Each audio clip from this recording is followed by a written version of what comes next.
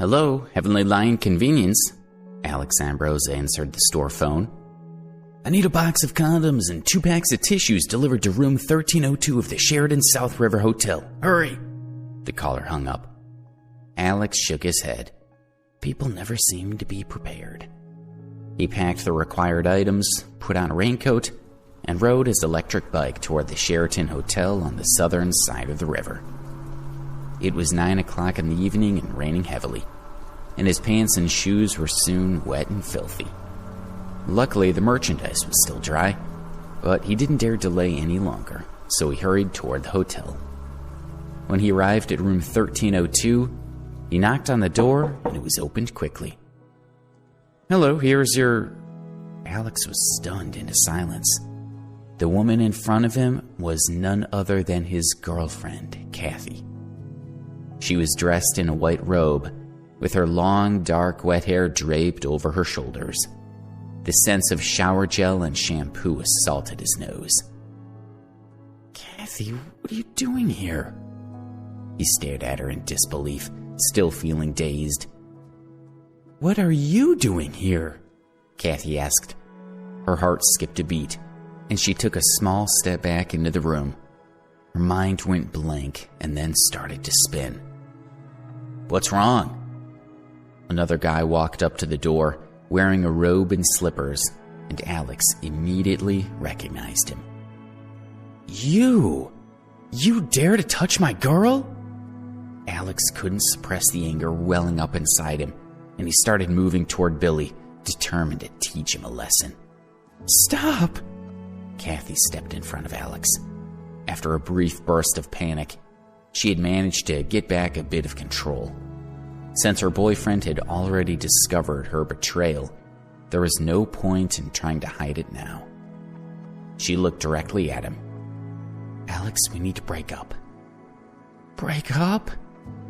Alex was stunned. He stared at Kathy with wide eyes.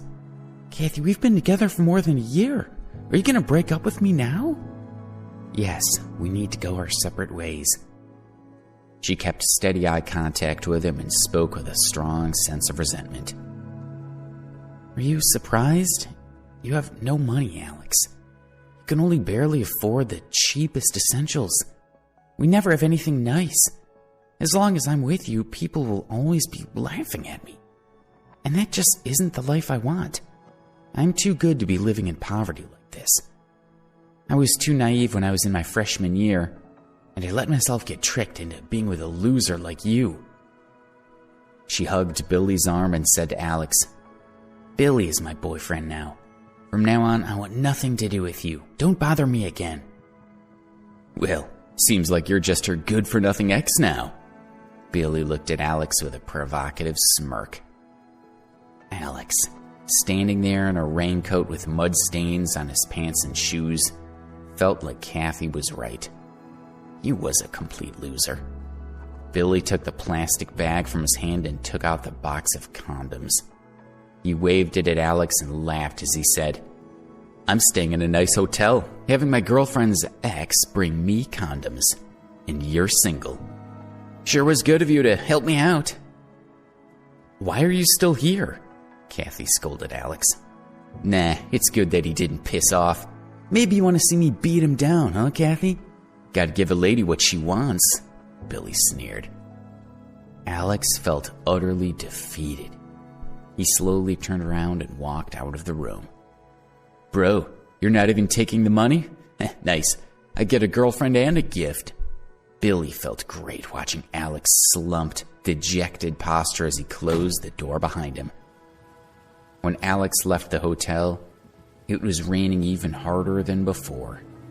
He took off his raincoat, allowing the cool rain to drench his entire body and help clear his head. Kathy had discarded him because she believed he had no money. Losing such a materialistic woman should be something to rejoice over. So why should he be sad? Bzz, bzz. His phone vibrated in his pocket. Alex took it out and glanced at it. But when he saw the number, he stopped walking. His entire body was shaking as he read the text. After a review, the Ambrose family has decided that their son Alexander has met the conditions required for entitlement to his inheritance. From today onward, control of his property will be returned to him. The bean-sized raindrops plopped onto the screen, causing the text message to gradually become blurry. Alex's mind began to spin.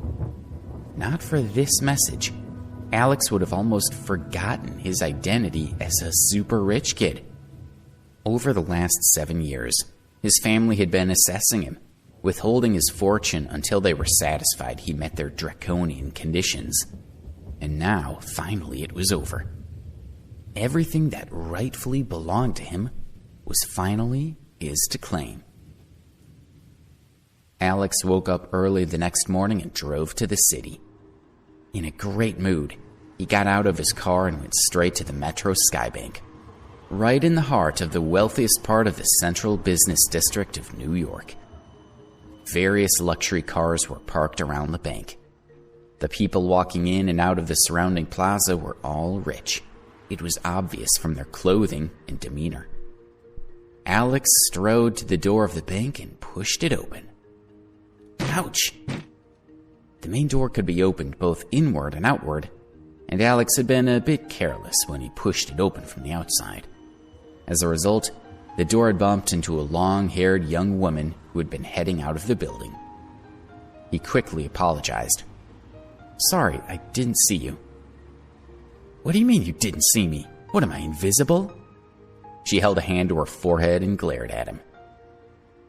The bank's assistant manager, Karen Young, had noticed the incident and hurried over.